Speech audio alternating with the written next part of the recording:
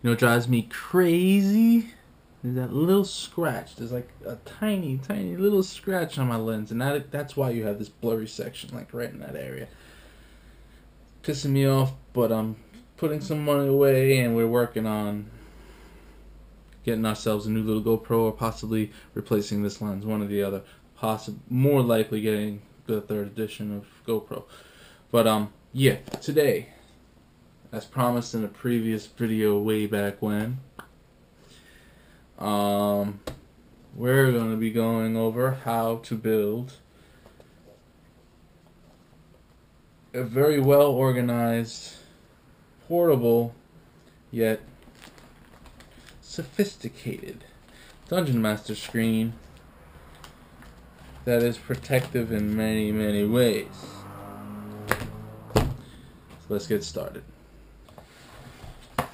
Alright guys, welcome. Alright,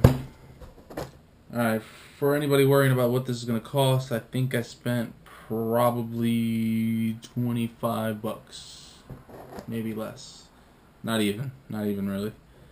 If you catch the sales and you get the right, you go shopping in the right places, you could probably build this whole thing for less than 20. I think I probably spent 25 just because I went to Walgreens and I don't have any of those discount stores like Walmart or anything that brings quality to good prices. What you're gonna need: two 1-inch binders.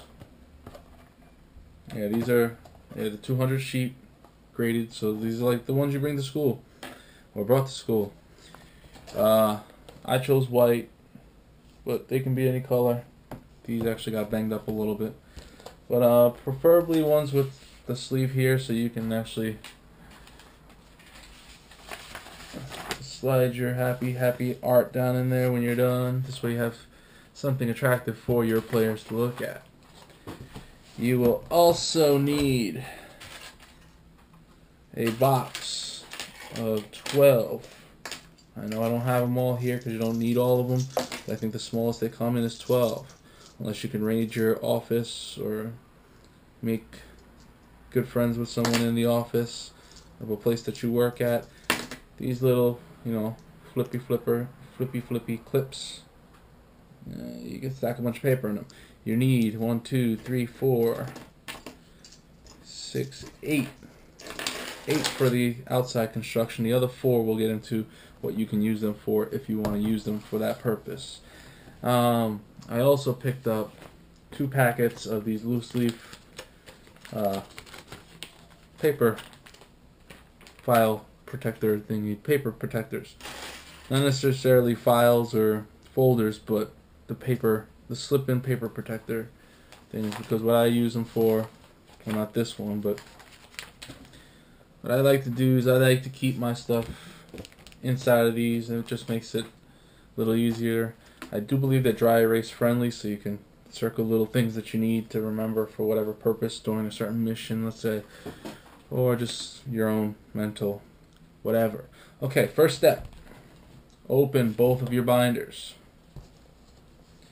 Lay one down on the left and one on the right, having them overlap like so. See, I give it about an inch. Sorry, I dropped you. We're gonna lower the camera angle so we can get that in. Alright, I give it about an inch just so we can have a little play with the papers and everything else. You're going to take 2 clips, brace them down here at the bottom so they overlap on each other. Well, not they overlap, so that both binders are clipped in. You can close those. These little flips and flaps, they can be used to hold your papers and other fun stuff, as we will demonstrate now. I'm going to assemble mine just because I have it set up already, and I'm just going to show you how I'm using it. This is a map for a dungeon that I'll be using in a future campaign or a future adventure. Just a little rough sketch. And what I do is I clip these on, and they hold my paperwork and everything in place. Step 1 is done. Step 2, you want to fill your binder holders or your paper holders with stuff that you need. But I like to keep, well, I have that old, wow, I didn't even realize I had this. Remember this one? When 3.0 just came out? The unofficial starter pages. Gives you like four little missions plus adventure gear and weapons. It'll get you from level 1 to 3, and then from there you need the player's handbook. Yeah. And then I have a little something for the boys and girls when they want to play. I use the little side folder for that one. I should back this up just a hair so you can see what's going on. Patience, please. Thank you, ladies and gents. Alright. So, yeah. Your binders, they will have these little pockets. So I like to keep my, like, loose but somewhat still flexible stuff in there. I keep my maps in the middle. This way I see what's going on. I can just reach over, sketch out.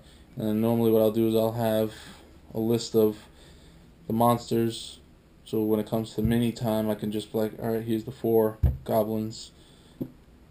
And on the maps, as we flip through here, they'll give you positions, or I'll try to remember where I position them. Alright, I cheated a little bit, but you could probably find all this stuff online, and if not, you could definitely spend some time going through your DM manual. You'll be able to find all of your charts. This is an old 3.1. I also have a 4th edition one in my room, which I'm still contemplating cutting up for this. But what we're going to do is we're going to keep these bad boys in the rings towards the middle. So now what's beautiful about this, now you have everything. Balance checks, bluff checks, climb checks, concentration, disable device, escape artist, listen, all your checks. Then you have your attack modifiers, fundamentals in combat, partial actions, cover, concealment. These are probably out of order now. Miscellaneous, nope. Yep, nope. No. Yeah, they're probably out of order. No, they're okay. Whatever. Alright. Everything that your fundamental regular cardboard, this is a cardboard one cut up and positioned. They're all in the center, so when you open it up, boom, you have your map and you have your stats. One page flip away. Next, because my PCs are or can be irresponsible, as many of you probably know you have your own, are the character sheets. I keep each player's character sheet in, as you can see. They didn't turn it in at the end of their session. They're working on their character. And then I have my latest death, so we're going to work on that one. Those go right after that. I keep a bunch of empty ones because I'm actually talking to like 3 people who are interested in getting down with the campaign, so I'm going to have those empty ones just for their character sheets later. But I also have, and like I said, I run a 3.0 campaign right now. We're about to step into 4th edition when these 2 or 3 new people decide they want to come aboard. We're actually starting the campaign this week, getting the characters rolled out and backgrounds done. But for the time being, I have my old challenge rating chart, and this is just 1 through 10, and then on the reverse I have 10 through 20. Another fun, see, 2 of my players forgot to give me their character sheets. Another thing I add in here is, like, I don't have one of those giant play mats yet. It's actually on order from Amazon right now. My Copyright 2000. It's a giant play sheet, just a sheet. I keep that in there. Portability purposes, accountability purposes. And it's nice and pretty. I don't know how you guys run things, but I found this little piece of very useful piece of paper here. I'll see if I can find a page where you can actually get it, or maybe I'll create something on the website that I'm working on. This way you can run things off of. But this is a combat planner. I have several copies in here. So as you're playing along the game, I keep track of all my PCs, their basic attributes and everything, enemies, and initiative, and combat, and ammunition. Yeah, because I do count my arrows. Graph paper just for graphing purposes. And then we have player sheets. You guys know that one, and you know those. Like I said, we're getting the 4th edition in here, so we're gonna start implementing things as well. So that's one book. That's 2 books. That's 2 books of the plastic sleeves. That's all you need. 2 1-inch binders you can pick up at Walmart or Walgreens or Dwayne Reed. Just hit any stationery section of any store and you can find them. I put the other 4 clips on the outside of the binders.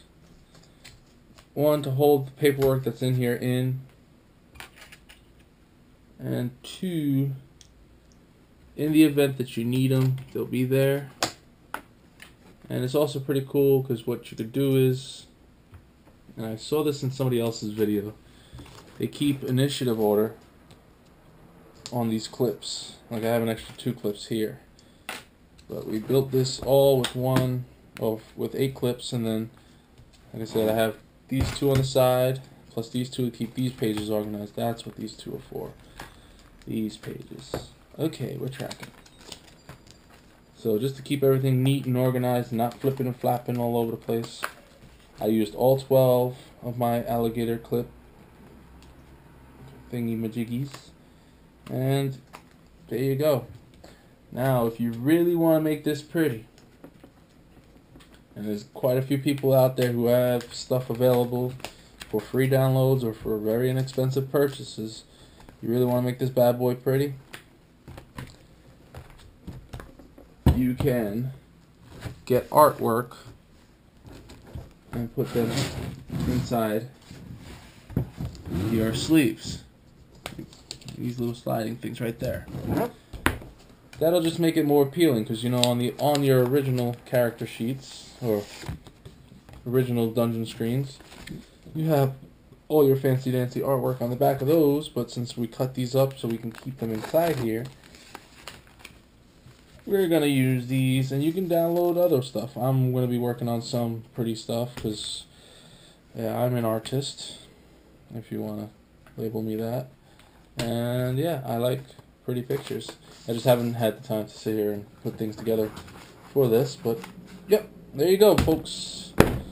Dungeon Master screen, 25 bucks, and it's very portable. I mean, highly super portable. It protects all your stuff. You don't have to worry about your cardboard. I mean, you're going to cut it up and put it in these sleeves, but you don't have to worry about your cardboard screen getting bent up and torn to pieces and losing all the information. It'll be all there at your fingertips. You have your map. This is how I run it. You have your map. You have all your checks, your characters and their character sheets, experience charts. You could probably even keep some monster references stuff in here, or NPC, because I actually build an NPC for every adventure that I run. When I involve anything that has to do with traps, I have a trap maker. This way it's not, I'm not running off of a standard DC 18 to get through this. No, like this person created it, and whatever was rolled, that becomes the difficulty class. And we have the maps, like the play field, like I said, and then more character sheets, and a game or 2 just to have in case, hey, you know what, we didn't really plan anything, but let's play a game anyway. Alright folks, that's it. The cheap, easy, portable, very portable, and organized Dungeon Master screen for under 20, 30. Let's round it up to 30 bucks, depending on how crazy you want to get with it, but under 20 bucks if you really just go out there, pick up the stuff for cheap, and if you catch a good sale. A lot of the information you'll have to look for online if you don't have your own personal Dungeon Master screens to chop up and slide in here. But if you want to spend the time, you can write out your own screen by going through your Dungeon Master manual and doing what you need to do with that guide and checking your player's handbook guides, because those have a lot of charts in there as well. Or you can just go out there and buy one for like $10. I just wanted to show you how I made mine, and like how you can have fun with something that's portable, be a little creative, and have fun with, and then wow your players, because now everything is neat and organized, and I can pack it all in once, and I know where everything is, because at the end of the session, it's like a game sheet, everything 1, 2, 3, and it's to the side in the bookcase until the guys come over again. Alright guys, this is Pete, aka D20RP Gamer. Thanks for coming by today. Make sure you hit that subscribe button, make sure you like this, share this. Social media is a blessing. I don't have a Facebook page, and I'm still debating a Twitter for this, but for 2.5, 3 months in, I think we're doing well. Thanks for coming by, and if you have any additions you want to add to this, please leave comments in the comment section below, or make a reply video on how you make your Dungeon Master screen, or how you bettered your Dungeon Master screen, how you keep things organized. I mean, we're all here in this, I guess you could say, brigade.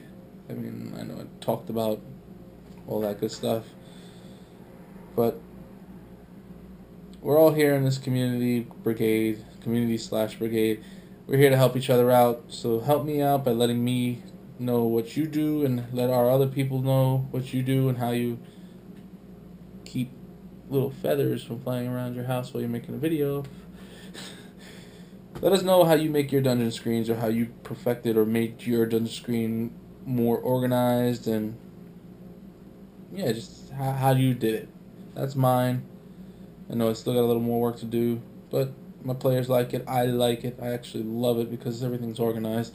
And with the little pop opens, 4.0 comes along, it's just like slide everything in, clip, and then we are ready to go. I can have 3.0 on one side, 4.0 on the other, and no matter what I'm running, I can still have fun, because I just transfer one page over. Now I have 3.0 flip charts, or transfer everything over, one page over, now I have 4.0.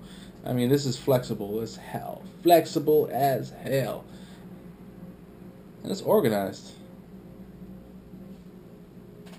What do you do for your Dungeon Master screen? Holla back and roll a D20 for initiative. I'm out.